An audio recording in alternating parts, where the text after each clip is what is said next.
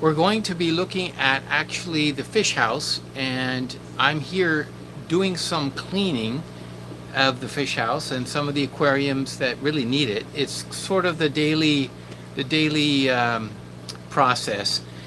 Some tanks just need a lot, and we're going to show you some of those things. Take a look.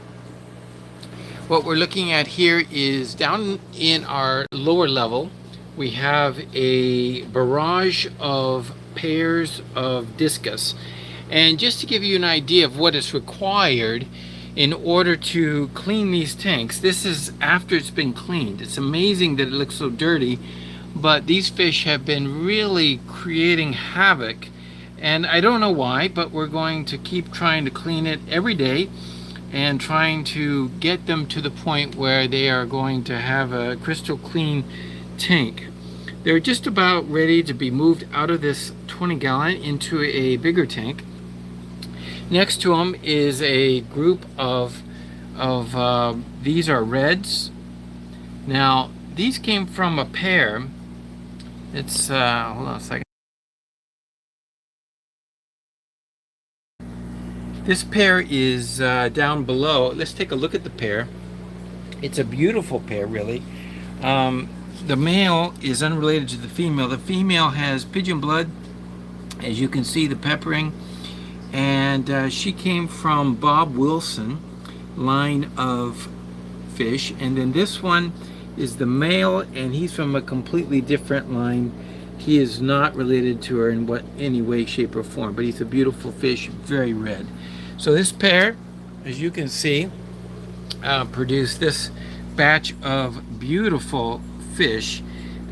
This isn't their only batch. They've produced a couple of batches like this, and they're at the point where they're starting to get some red in them. In fact, look at this one right here. This one at this small age has got, well, it moved to the back.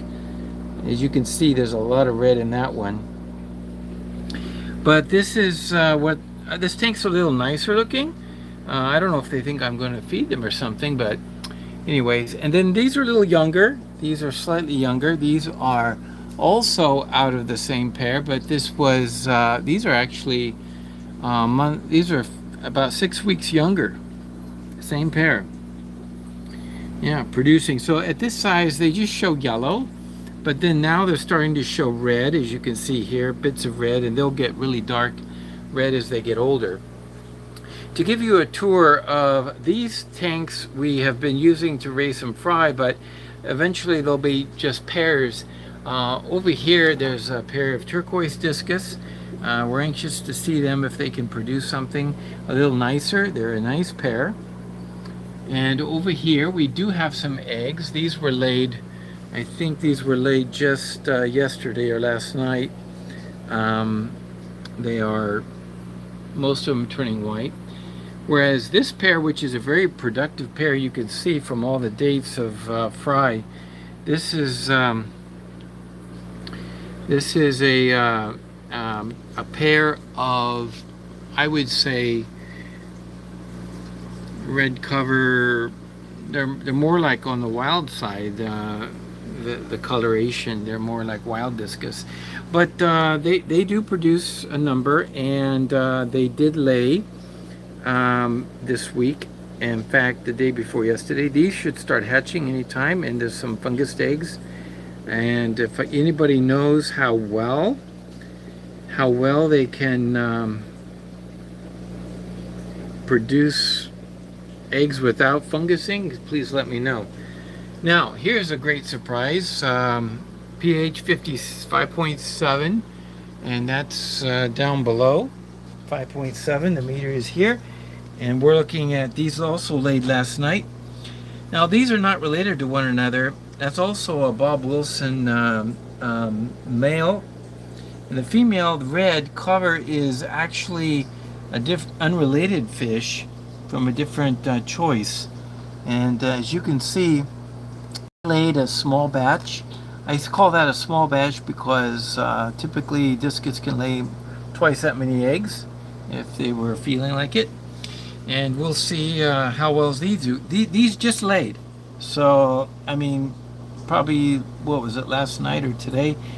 So these haven't started turning. There's a few white ones, but we'll see if they get any coming out. Now, what happens if the fish actually start to hatch?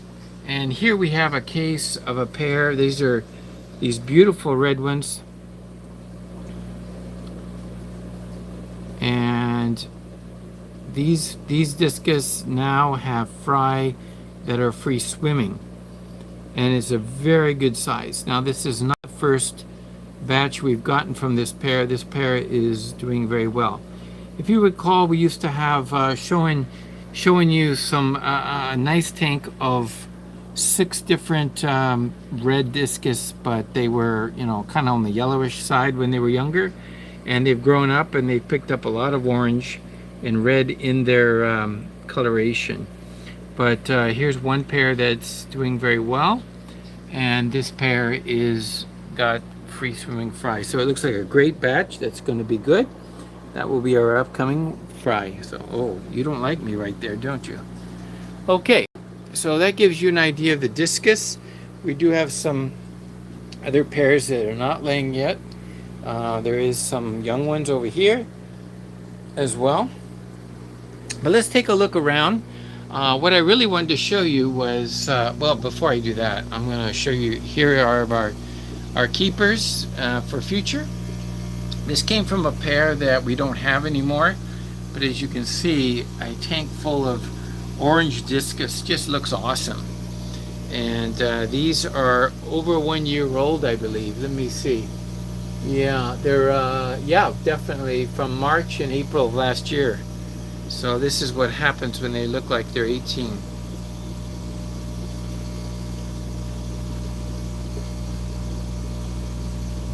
We feed the discus granules, and of course when they're younger we feed them the brine shrimp until they get big enough, and then we might feed them some other foods. The red granules we feed, it's called Discus 50.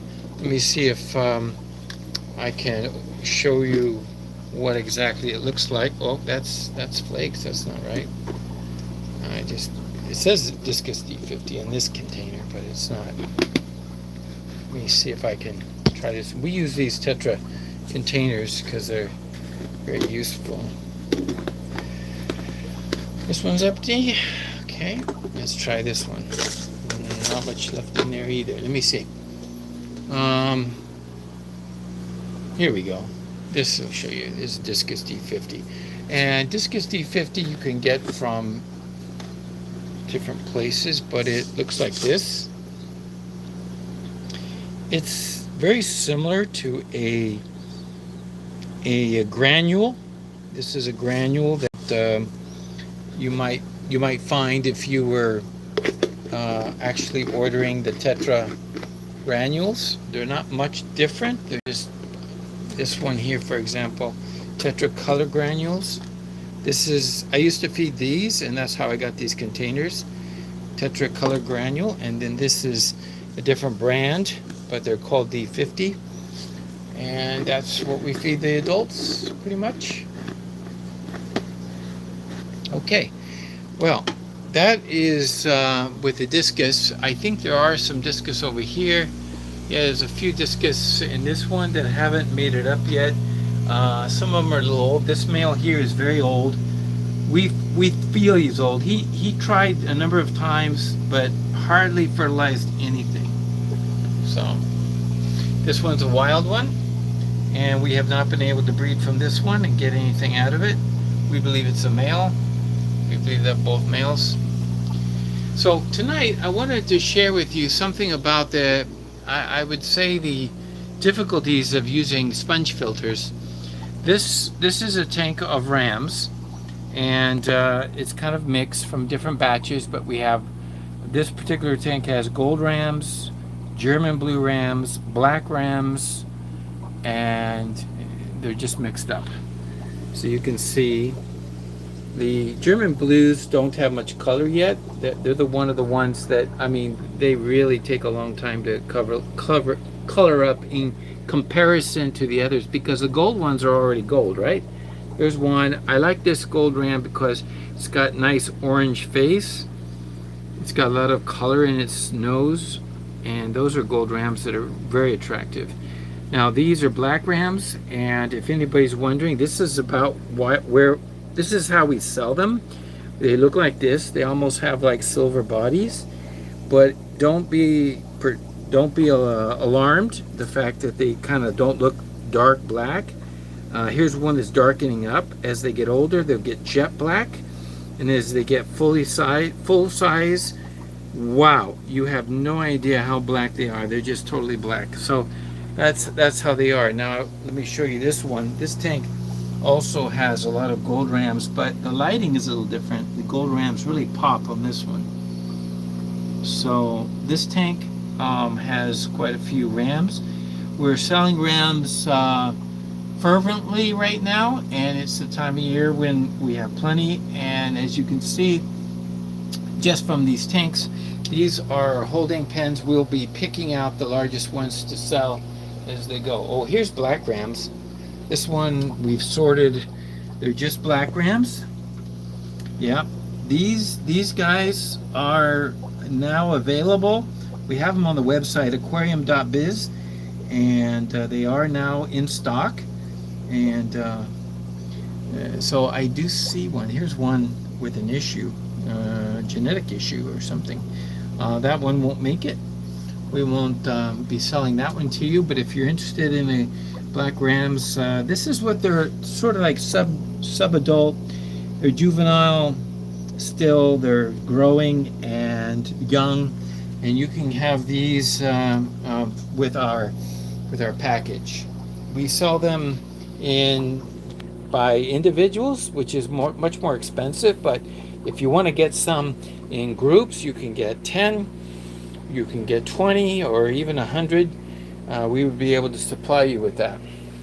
Now here's a different tank, and I wanted to show you what is the issue here with this tank. This tank has mostly GBRs, or German blue rams. As you can see, this one, it's a 4-foot tank, and yet quite a few in here.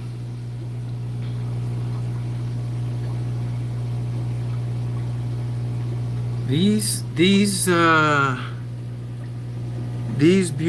are, the German blues are just not quite there yet, but they start to get color. Here's a male starting to come in with color. If I showed you here's one that's in the corner that's already starting to chase others around. That's a beauty right there. He will really get some color. Yes, it's very easy to pick out males and females even at this age. For example, this one's a male, 2 males right there. Very simple. Long ventral fins, and the ventral fins extend all the way to the anal fin, and you can see that. And here's another male. Very simple. They're very long ventral fins. Females have short, stubby ventral fins, and their body shape is different. Let me see if I can hone in on one. A female. Here's one. Let's see if I can see. There she is. This one right here is a female. You can see she's got a body that looks more, she's got like a stomach and a pink rosy colored stomach, short ventral fins. That would be a female. I would pick her out if somebody was looking for a pair. That's a nice female right there. I would just pull her out. Now this tank looks like it's snowing. Now the point is, with this many fish, you have a lot of stuff going on. And what I really want to do is mention what is necessary to clean this up, because this particular tank, as you can see, looking into the tank, it's full of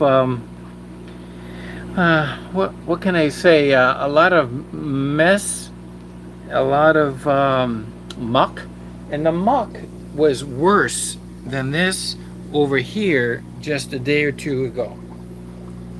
But this tank looks very clean.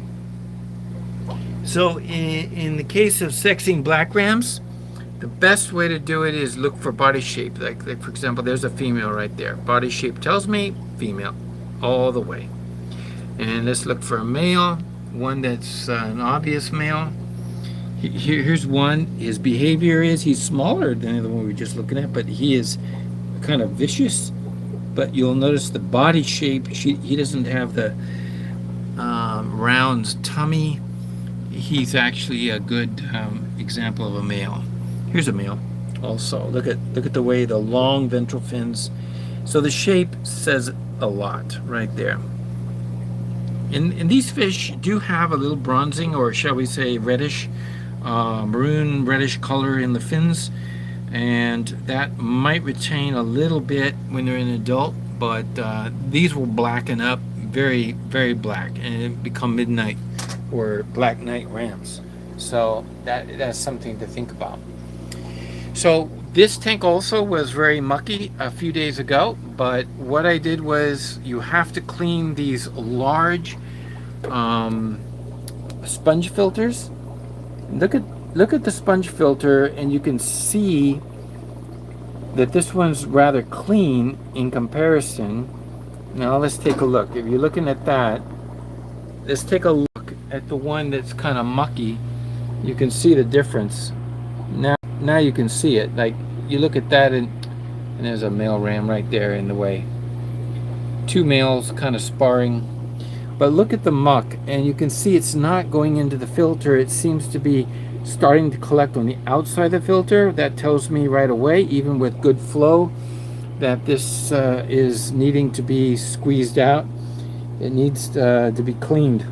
Now, you can't get it 100% squeezed out like a brand new filter, but you know, just squeezing it out and getting the black water out of it, it's kind of important. I changed my shirt because when you start squeezing it out, you'll splash it all over your clothes. Just know that I did that because on purpose. I changed my shirt because I know it's going to get mucky, and I'm going to have to throw that in the wash. Anyways, this tank and also this one. This one is another 4 foot. You can see all these rams. These are younger, so these have a little more to go. And these are, we're looking at 1, 2, 3, 4, 5 tanks of rams, plus there's one over here. We have 6 tanks of rams. These are nice. This tank is clear, and there's 3 filters in it, but they're going to be needing a change very soon, I'm pretty sure. But interestingly, the filters on these, even though they're finer, they're doing quite okay. They're doing well, but the ones where they have bigger pores and not such a fine mesh, those are the ones that seem to collect more, and so they keep the water more crystal clear. So yeah, gold rams here, they're very nice. There's some big ones in here. It's funny, I just pulled 25 rams for an order going out next week, and brought them up to a tank upstairs, but I should have pulled them from here. These are gorgeous. Look at these gold rams. Yeah, look at those 3 right there. They're coloring up, and they get really dark and gorgeous. Okay, so there you have it. Six tanks down here. There's one more upstairs just like that. So we're looking at 7 tanks of rams right now. Yeah, so it's a good special. I'm going to be posting some advertisements more for people who are interested in like getting 3 pair or 6 or 10 fish, maybe 5 pair, because you know, when you want to breed fish, you don't want to just get 1 pair, because if you get 1 pair, something could happen. The fish could attack the mate, and then what do? You only have, I would put together a 20 long, put 6 of them in there, and then just watch them closely. When you see a pair forming, I would pull them out, put them in a 10-gallon, and let them have babies. That's the way to do it. Those fish are always in demand. And let's take a look at this next room just to see what's here. These are our angelfish breeders. Sorry about the noise. We've got the air filter also in here. We got some new eggs from the pair here. They got eggs on the slate, and they'll raise those babies up to a point. And we also got, oh yeah, and here's a koi pair. They also have eggs, a lot of eggs it looks like. Yeah, Nice pair of koi angels. And then of course we have these. These are already sold or accounted for. These are going out next week. These are koi, a little too small yet to sell, but these are definitely big enough. These are all platinums. Yeah, these are all hyphens. These are super long. Now we have very few. Like for example, here's a black male, and you can see he's got beautiful finnage, just gorgeous. We also have over here a group of kois. These are what will become future breeders. So they kind of form in this tank, and then we put them into another tank. So these are like the best of the best. We keep always selecting a few for ourselves before we sell off the others, the siblings. So we'll pick out a few of the best and then keep them, grow them up. It takes a while because you need a year before they're old enough to start mating up and the like.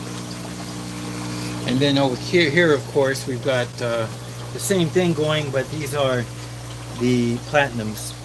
The platinums have a blue tinge at times. I don't know if it can capture it on the yeah, our blacks are solid black. Yeah, they're double black, what they call double black, and we're going to be selling a lot of them. I'm going to be posting that very soon. We've got a couple of tanks upstairs. If I show you upstairs, maybe we'll get over to them and I'll show them to you what we got. Look at that finch. See the kind of a bluish highlight inside the fin? Maybe on this fish right here you can see it. Well, the color is not coming through. In my eye I can see it, but the dorsal fin, you can see some discolor. There we go. There's some. Maybe you can see it in that fish. Yeah, these are platinums. As far as I know, we're the only ones that produce platinums like this, and there's a lot of people who maybe they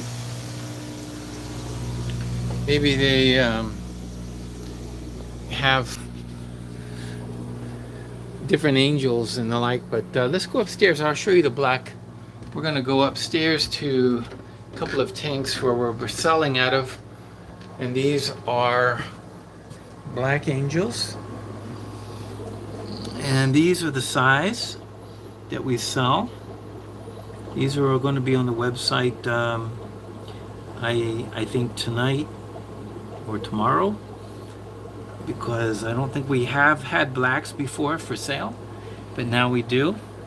It took a while to get some. You'll notice that there is there's black. And some of the bodies you could almost see kind of a silver belly, but as they age and get bigger, that will go dark. So just like the black rams, it's the same thing. When they're young, they don't exhibit so much black, but these are all good. You'll notice that there's a couple of regular finned, and then the rest are long finned. So the long fin veil tail are just amazing. There's a few super nice ones in there. Here in the F rack, this is what we term the F rack. As you can see, the tanks go on forever. We've got some discus here, little smaller ones. We'll be selling most of these, keeping maybe just only a few for ourselves. And these guys are about that size. We've got some plecos in here which don't show themselves much. These are the 471s spotted. Let me see if we can catch a spotted one. There's one. You see it? Up there. Tail. Spotted tail. In this tank we also have Queen Arabesque, and there's one in the cave there. I don't think we have any more angels. We have more black angels. These are still yet to be we have to pick out the ones that we're going to keep, and then the rest will be for sale. So down here you'll notice that We've got apistogrammas. These are trifasciata, but these are not the most beautiful trifasciata. If you want trifasciata, I think down here, this is the batch. These guys, look at the color and the shape of these fish.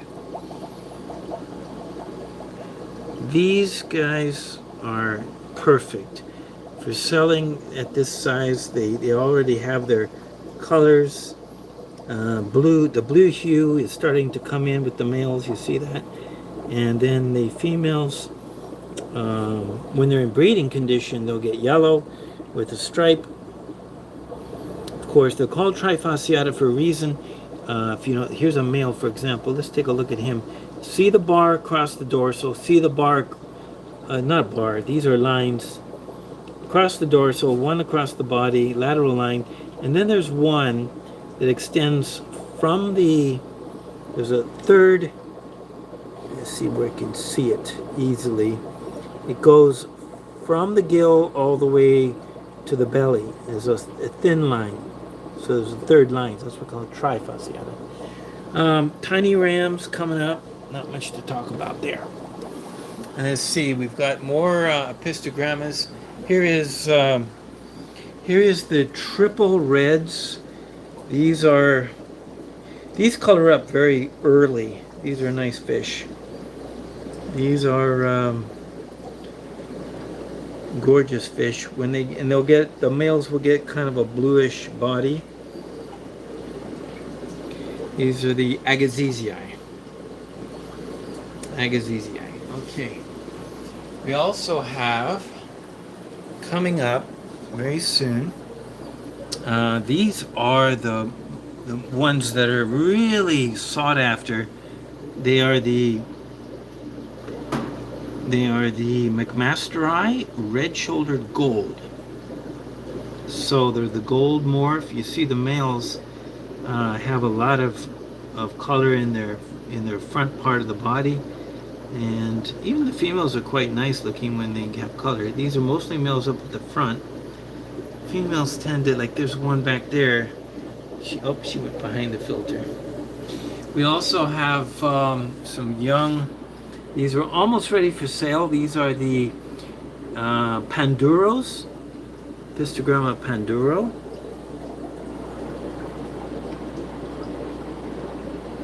See them? Not much color yet. They're just that age. We also have these are L340s. There's quite a few in here. A gorgeous little pleco, stripes. But let me show you the pleco that I like the best. Of all these ones, the $3.99, these, I just love these plecos. The lines just go curly Q all over. They're just very well patterned, super patterned, and the tails are like lyre tail. They're long. See that? These are the elegant zebras. They call them elegant zebras, I think, but they're mostly L3.99. Look at that fish. And you tell me a pattern like that, if that isn't awesome. And they do come out. If I throw some food in there, they come out and eat. They're not totally hiding away like many of them are. This some example of some plecos that zip themselves into the caves, and you don't see them much. Here's more trifasciata, but these, as you can see, don't have blue. They don't have the ray dorsal. These are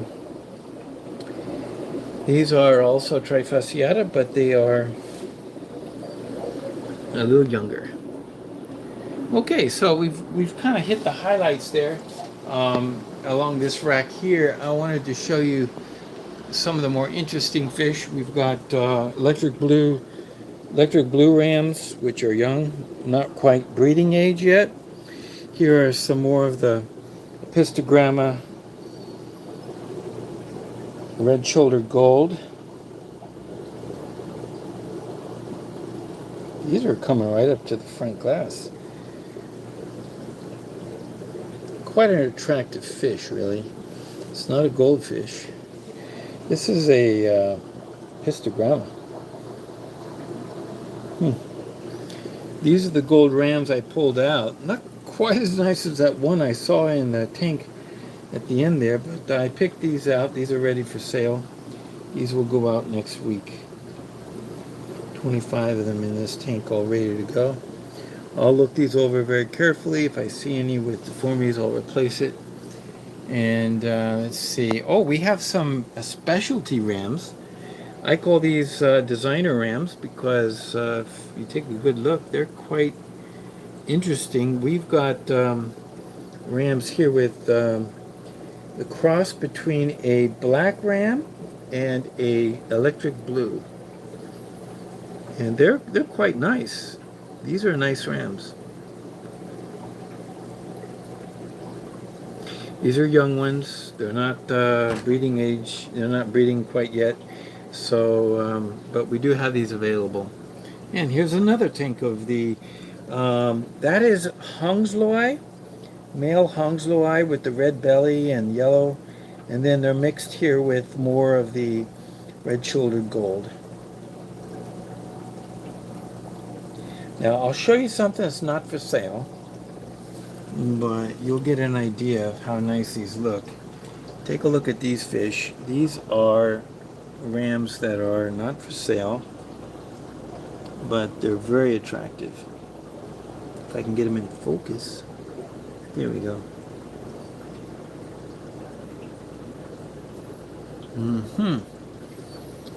Okay, I'm trying hard to get them in focus. They don't seem to. Yeah, there's a couple of really nice ones in here, but look at this one right here. You just get an idea. They are black and electric crosses, but they've been crossed back to black, and so they got some really amazing. By the way, if you're interested in some calico plecos, we have them. They're like a cross between a regular ancistrus and a super red ancistrus. They're ancistrus plecos. They're called calicos, and we've got a number of those. They're like a super red, but they got markings. So they've got color, a little more pattern to them. Oh, and I forgot about this one. I see we have this one too. Here's another tank of rams. So I guess we have, this is the 7th one. A lot of these.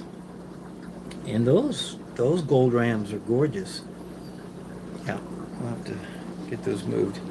Here is more blacks with, this is what it looks like when you mix black angels. There's no light on this tank. We're just kind of looking at it from the room lighting. But this is like black angels with platinums, black and whites. Kind of nice when you mix them like that. Yeah, so we have plenty for sale. What else can I show you? That seems to be it for now.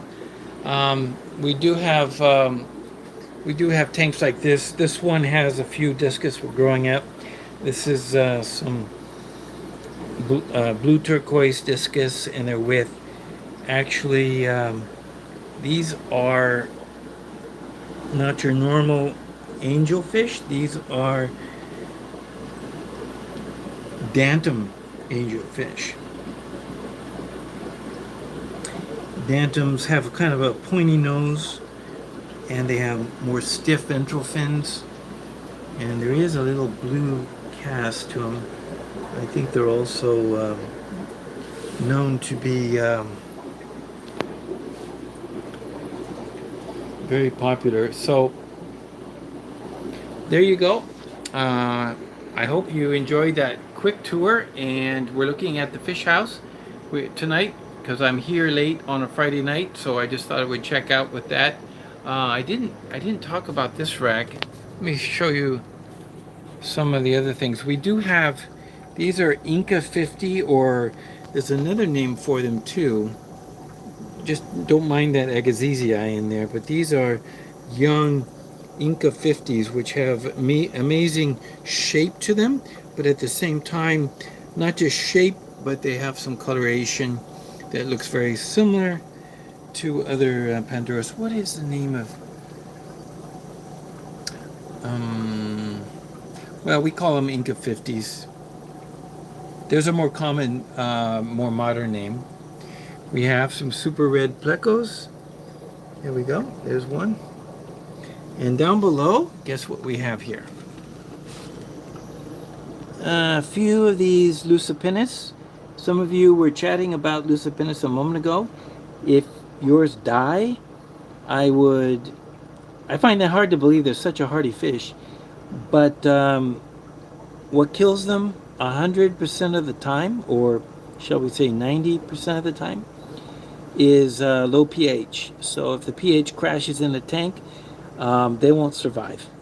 They're from Lake Tanganyika. They need hard water, and as you can see, they're playing Ring Around the Rosie, and they're doing very well. There's some young ones we have for sale.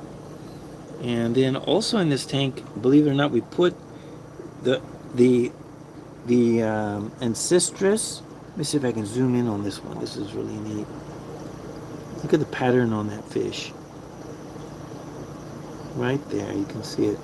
That is a 519, also known as honeycomb ancestris.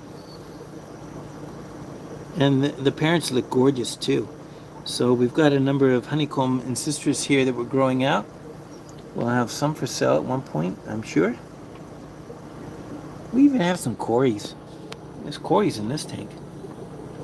Stir-by cories, I think these are. And if you think we just have cories, we also have beautiful cardinal tetras. So we do sell some of those to those who are interested in getting some cardinals from us. At the same time, it's sort of a added benefit. We didn't breed these. These were brought in. They were imported, but also they have been quarantined for some time, quite a few months actually, to ensure that they're healthy, and we've not lost a one. These are super good cardinals. These are the ones to get, not the ones you get that are just recently imported. Here we have a couple of let's see here, we have a couple of tanks with apistogrammas on them. And I think there's yeah, this is Panduro. Looks like a Panduro. Yep, female. And here's some Panduras that these are young. They haven't got their real color yet. Here's a male that's got the blue and the red in the tail. He's going to probably look much nicer in a little bit. We need to find some breeding tanks for them. As you can see, they're looking for caves and the like. There's a group of them here. These are our future breeders. I had 6 females and 4 males in here, and I guess they're all still in there. See, look at that. The males, as you can see, they lose their black in the center of the body, and then the females start growing a black splotch. And so if I can see some females there, they get yellow, they have black ventral fins, and then there's a black splotch on their belly side. That one over there is more yellow. I imagine that one's got more of the breeding color. Well, there you have it. Okay, there we go. And sorry if I lost you there for a moment. And I am back. So this is a quick tour tonight. I wanted to go and explain to you why it's important to clean out those sponge filters.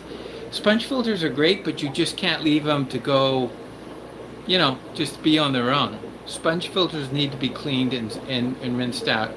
And so if you want to use tap water, you can. Just squeeze them out every week. Just briefly try to get a lot of it out.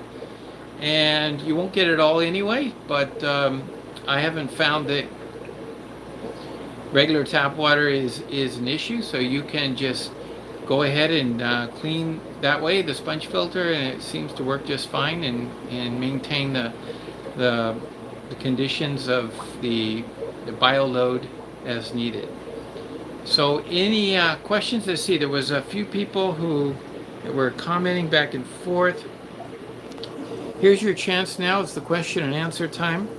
If anybody has any questions they threw at me and I didn't answer because I didn't see the question, now's the time to repeat it.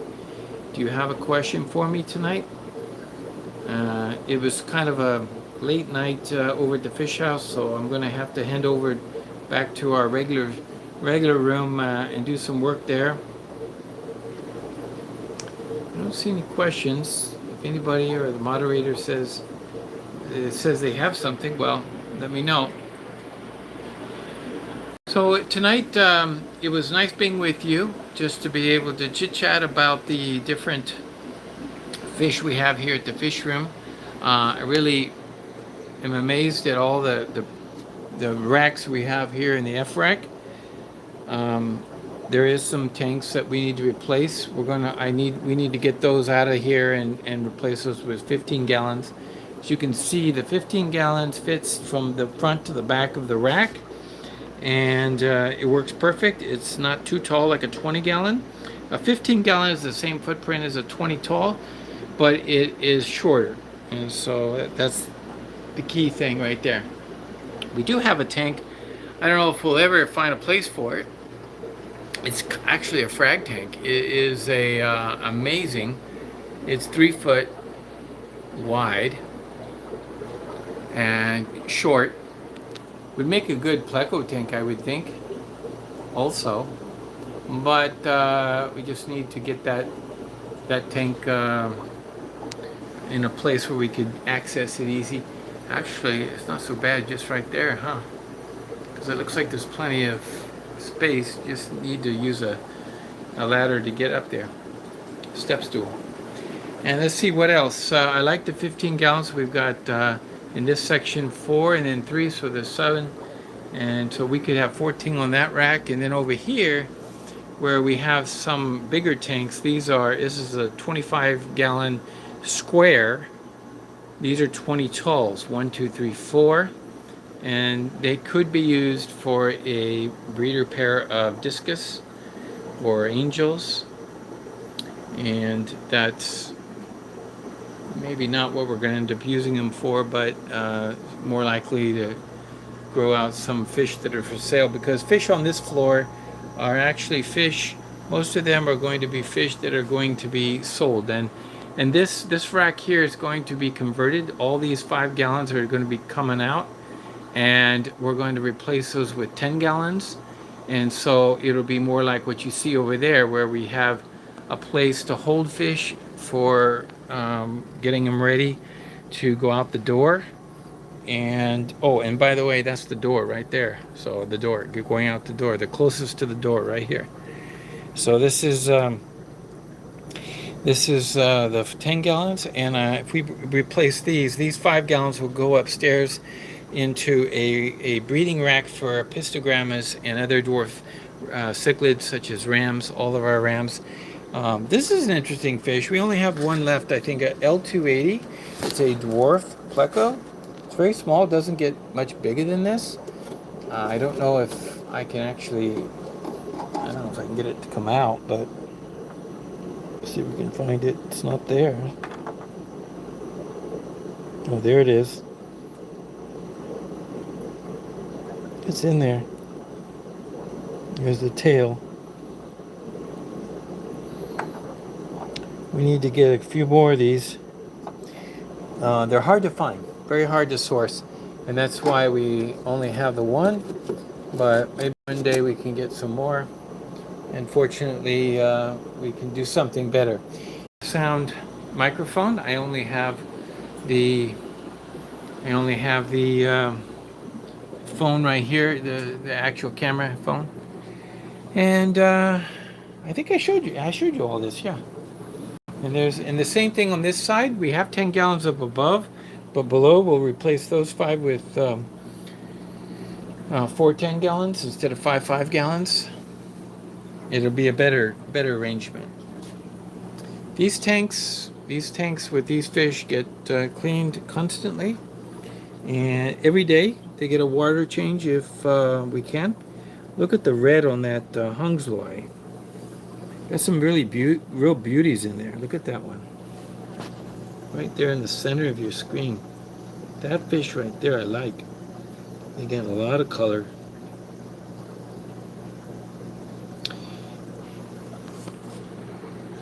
I had produced a video one time. It was kind of like when I was a little outraged.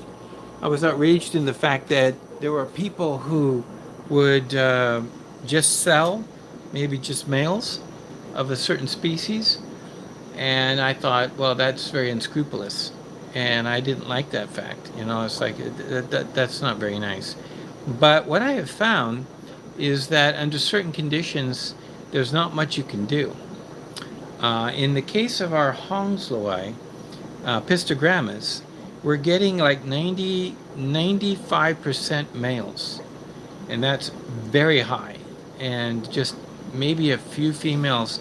But why is that? That's what we got to figure out. Is it the temperature too high? Is it the pH too low? Whatever it is, something is causing it. I'm going to have to do my research because and do some experimentation, because we can't keep producing 95% males.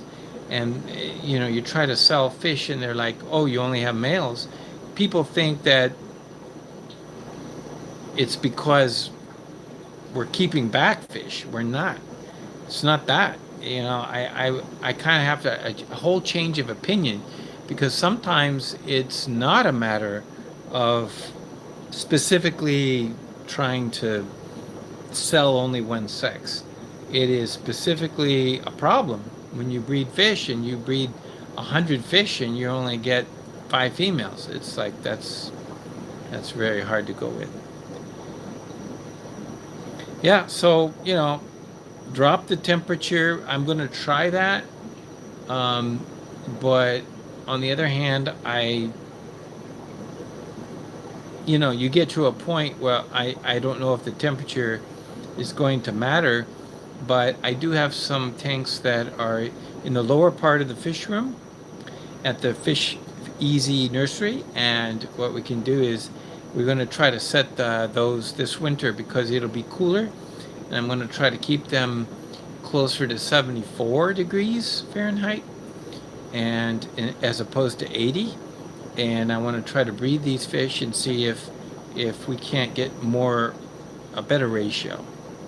Yeah, so I just wanted to mention that fact. So it's been fun hanging out with y'all this Sunday night, or Friday night, I should say. And I got to go down and clean those sponge filters, and then I can go home. So I'll have to say goodbye right now. It's after 9 p.m. on our time, and so I just want to be, you know, 76 to 78 you're recommending. Okay. Yeah, if it's too cold, I don't think the fish are going to breed. So that's the problem, you know. It's like how cold, you know, how cool, shall we say, can we go? Would that produce just 50%, or would it produce more females than males? I wouldn't mind having that as well. Thank you very much. This is all part of the big plan, you know, the fun we have in trying to figure out problems and working them out. And we'll see. Do you have those fish specifically, Jeff? Do you have the Hongsloi? Because I don't have that problem with the other fish. The other fish seem to produce males and females. I'm just kind of curious if you have that's the case. Okay, well, I will give it some shot. Top fans tonight. We've got some top fans. Lake Missoula Aquatics. We've got Cold Midgets and Craig's Catfish and Skadiona. That's very nice. These are top fans. Thank you so much for being a fan. There's a lot of changes to the live stream venues, and I've been receiving emails from YouTube about how they're changing things and allowing me to, like, for example, one of the things that they allow me to do is to kind of like, okay, wind down and then stop the regular live stream, but just go right into a members only live stream.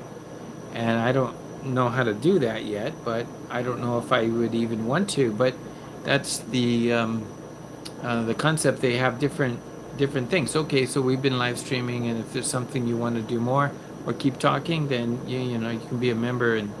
And also I think I'm going to very likely drop the membership fee for FishEZ so that members can do what Jeff is doing. I really appreciate that. It's like, well, why does it need to be so much? A cup of coffee.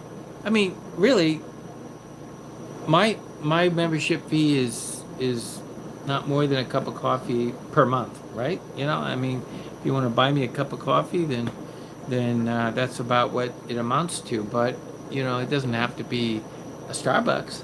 You know what I mean? It's like I can reduce that a bit and make it much more affordable for everyone to join in on those things.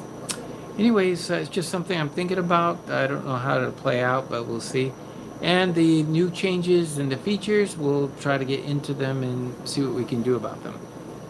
No video this week was put out like last week. I encourage everybody to watch the video from last week. And that video was about what you can do when you go on vacation and what it's like when you get back and some of the things. Just bear in mind that on that video, read the comment section, because I pinned a comment that had some addendum information, so it kind of explains, for example, why one of the things it explains is some of the things I did was put food at each tank, so the person taking care of them always had the right food. It was right there sitting in front with a measuring scoop, the right amount for each tank. And also it was only it was written right on the tank, only feed Monday, Wednesday, Friday, don't feed every day. Yeah, that causes problems. That's what happened last year. I lost my whole Lucipinus colony, all but like 3 or 4 fish, and it was all because of a pH crash.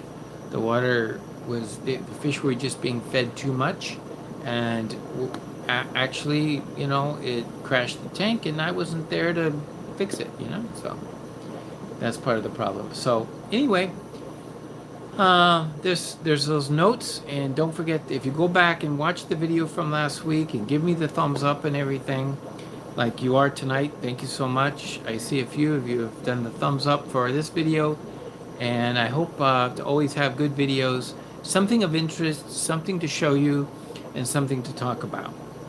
And then that way it just spurs on more thoughts about what, questions, different aspects. And I've learned something. I even tonight, just looking at Jeff's post here about the temperature is important to me. I have noted that 76, 78 should be plenty. Well, I'll do that, but I have to figure out a way to always make sure that the tank doesn't get over that. If it's in a hot area or a hot part of your house and it gets to 80 degrees or 85, that's no good, right? So it needs to be, somehow kept lower. Okay, will do. Thank you very much.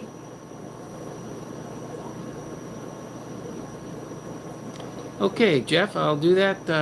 I'll reach out. Maybe this weekend we can talk about what I need to do for the Hungsloi. Take care, everyone, and thank you so much. And this weekend, enjoy your fish. Take care of them, enjoy them. They're wonderful to watch, and give them the water changes they need. Feed them the right foods that they need, and share this channel with a friend. Let them know that FishEZ is got very educational content, and it's there to help others in their fish room and fish tanks. Okay? Take care, and above all, have fun with your fish and keep it real.